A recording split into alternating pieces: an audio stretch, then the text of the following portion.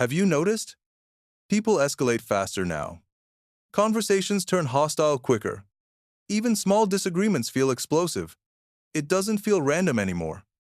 It feels systemic. And when something feels this widespread, it usually is. Most toxic behavior isn't random cruelty. It's unmanaged insecurity. It's stress without regulation. It's fear without self-awareness. It's ego without grounding. Modern society didn't invent human weakness. It simply amplified it, turned up the volume on what was already inside us. And we all carry some version of it.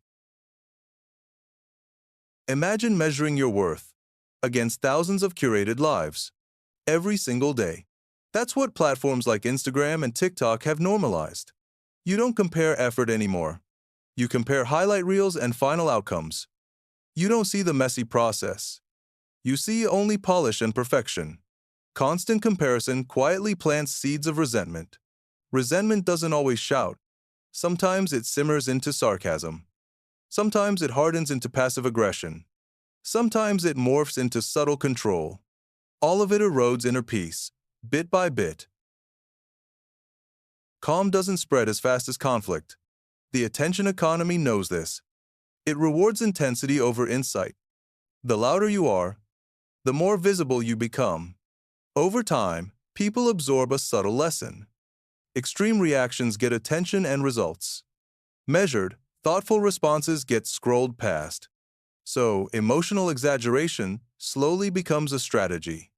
Not always conscious, but effective in a noisy world. Let's make something clear. Healthy boundaries are strength.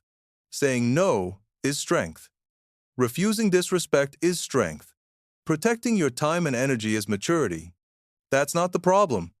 The problem is when boundaries are used to avoid growth. Blocking instead of communicating. Withdrawing instead of regulating.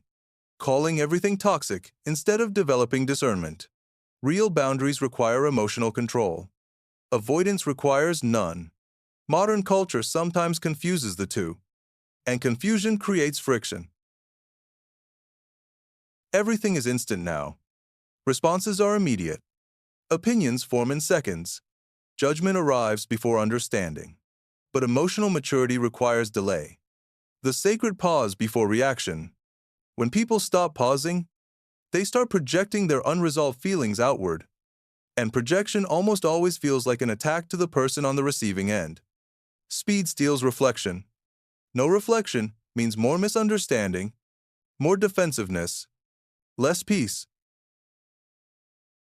When identity is built on external validation, it becomes fragile. If your self-worth depends on likes, follows, or agreement, then disagreement starts to feel like personal disrespect. Correction starts to feel like deep humiliation. That's when people lash out, not because they're inherently evil, but because their internal foundation is unstable. Modern systems constantly tie identity to metrics: visibility, status, performance, engagement. That's relentless pressure most nervous systems were never designed to carry long-term. Stress levels are higher than ever, but emotional training remains low for most. Few were ever explicitly taught how to regulate anger without exploding, how to sit with shame without deflecting, how to process rejection without retaliation. So when pressure builds, emotions spill sideways, into control tactics, into manipulation, into subtle dominance games. Unregulated stress doesn't just hurt the person feeling it. It becomes relational damage that ripples outward. So what's the solution? You can't redesign the entire system overnight, but you can step out of its most draining patterns. 3 quiet, powerful practices protect your peace. Slow your reactions. Power lives in the pause, that brief space where you choose response over reflex. Build internal identity. Anchor your worth in something deeper than metrics or approval. When you know who you are, disagreement can't shake your core. Practice clean boundaries. Not dramatic exits or silent punishment. Clear, calm communication followed by calm enforcement. Boundaries are not weapons. They are filters. They protect your peace without attacking someone else's. And here's why this gives you an advantage. When reactivity becomes the cultural norm, self-control becomes rare and magnetic. When emotional immaturity spreads, genuine regulation becomes quiet power. The more chaotic and loud the world gets, the more valuable your steadiness becomes. To yourself, to your relationships, to anyone who crosses your path. You don't have to fight modern toxicity head-on. You simply outgrow it by choosing depth over drama. Modern society may be amplifying toxic patterns, but it's also revealing who has real depth.